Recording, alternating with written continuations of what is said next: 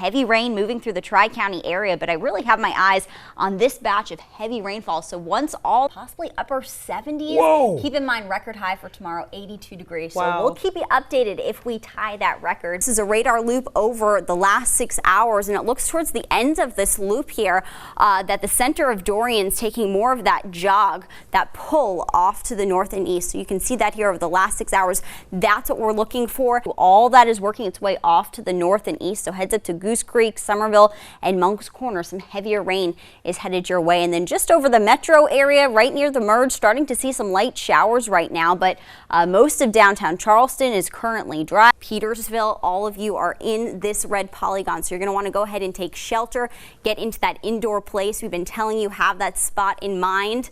You're going to want to go into a room, no windows, center portion of your home. And I would go ahead and get in your safe place right now. If you're We saw our very first confirmed tornado stretching toward the ground. And as I move out of the way here, you can still see those very low-lying clouds. That's the wall cloud that this tornado came out of. Typically, you just have to wait for them to weaken because these really don't have much movement, which is why flooding could be an issue. So we have a cold front bill that's just off to our west, which means not only these storms moving through right now, but it's possible another round this evening. Keeping my eye on this area of low pressure here, and then just along our coastline, we have the stationary front this morning, and possibly 60-mile-per-hour wind gusts could be an issue. So wind damage would be one of those greatest threats, as well as the possibility for some hail. That further inner portion right here, that's the strongest point that we'll be watching as that continues to make its way just up our coastline, heads up to Georgetown, Myrtle Beach, really areas in between Georgetown and I'd say maybe the McClellanville-Ondaw area. As a hurricane approaches the low country, it's so important for us to keep an eye on those tide levels. As we know, we have issues with that coastal flooding here in the Charleston area. I would think after the lunchtime hour, especially north of I-26, we could see some more clouds work their way into the low country, and that'll help hold those temperatures into the low 60s. However, some of those areas south of I-26 might get a tad bit warmer possibly.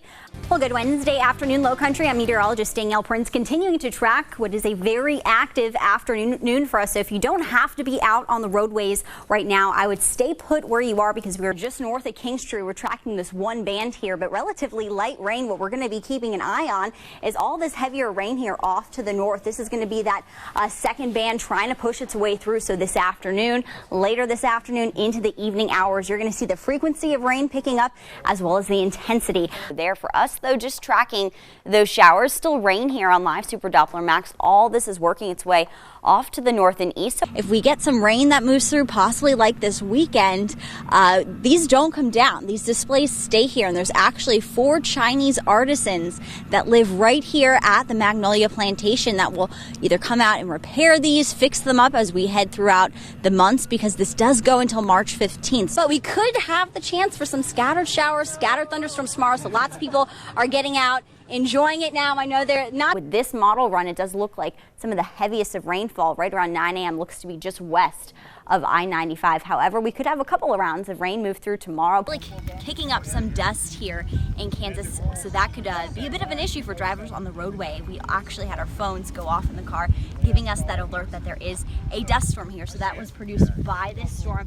Winds measured right around 60 miles per hour, so definitely a strong thunderstorm. So maybe people who are so focused on that category of the storm, regardless, we're going to see the surge impacts.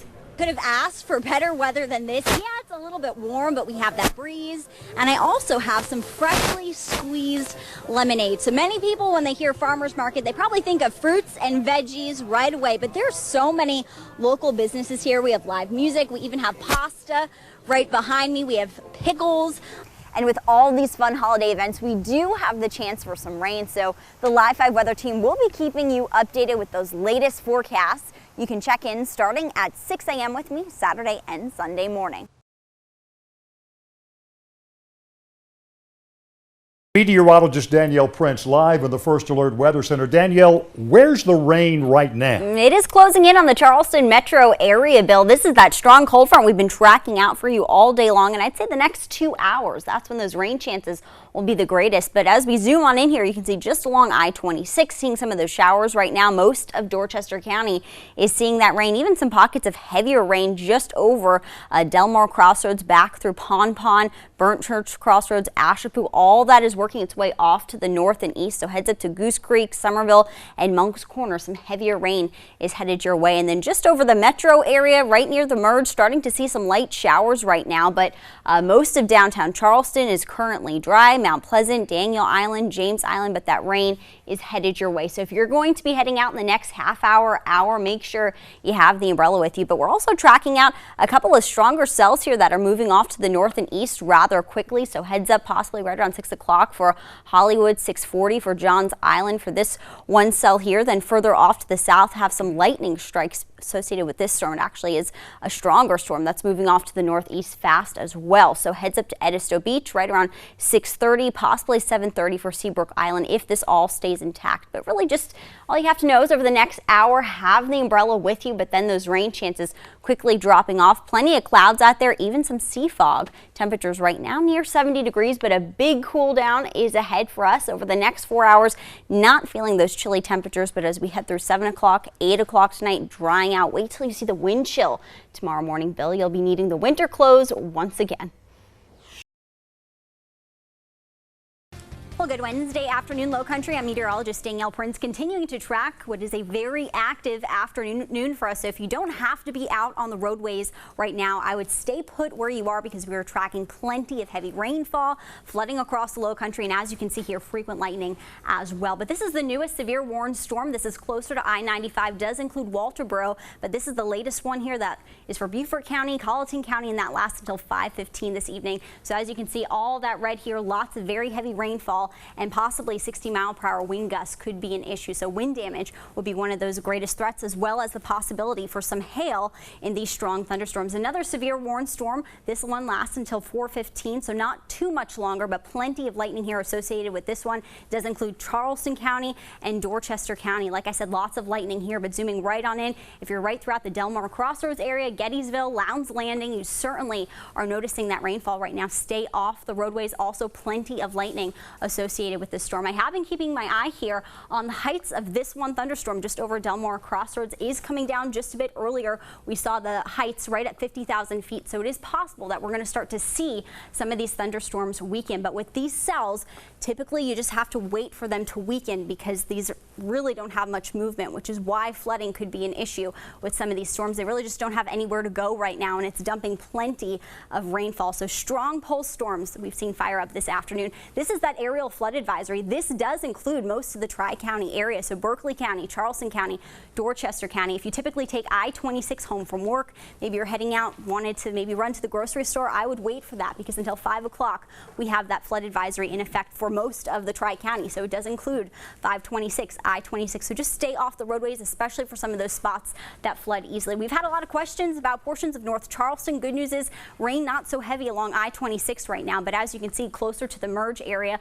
even 526 just over Danielle Island, West Ashley, blinding rainfall right now. And then south of I-26, most of Colleton County, most of Beaufort County, lots of heavy rainfall. This is another severe warned storm. This one lasts until 4:45. So this one also includes Beaufort, a little bit closer to the coast, and Colleton County. So heads up there, plenty of lightning associated with this as well. Blake, Bruton. This has been more trying to meander its way closer to the coast. So Blake and Bruton, possibly that rain letting up for you there here shortly. But notice all of this lightning closer to the coast. So another severe warned storm. This is until 4:45 for Beaufort and Colleton County, but this one is closer to the coast. Check out all this lightning right now just over Beaufort, Laurel Bay. Make sure you are indoors. You do not want to be outside for this. And then as we head further north, we had our eyes on this one over Old Joe earlier. Looks to be weakening that cell. And then further up to Georgetown, plenty of lightning here.